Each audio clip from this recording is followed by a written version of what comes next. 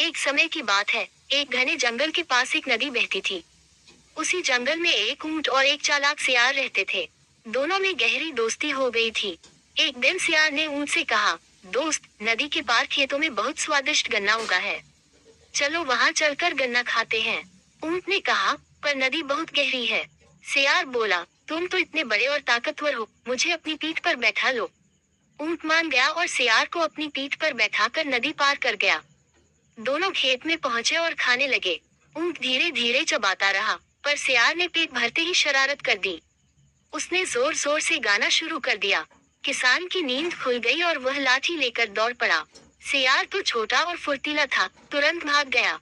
पर बेचारा ऊंट पकड़ा गया और किसान ने उसे बहुत मारा। ऊंट चुपचाप सब सहता रहा और नदी किनारे आ गया। वहां सियार उसका इंतजार कर रहा था। ऊंट कुछ नहीं बोला और फिर से सियार को अपनी पीठ पर बैठाकर नदी में चल पड़ा।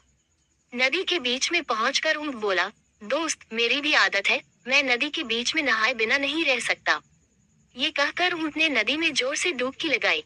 सियार पानी में गिर पड़ा और बहुत मुश्किल से किनारे पहुंचा। डूबते डूबते सियार चिल्लाया, तुमने ऐसा क्यों किया? ऊंट ने मुस्कुराते हुए कहा, जिस तरह तुम्हारी गाने की आदत थी, वैसे ही मेरी नहाने की आदत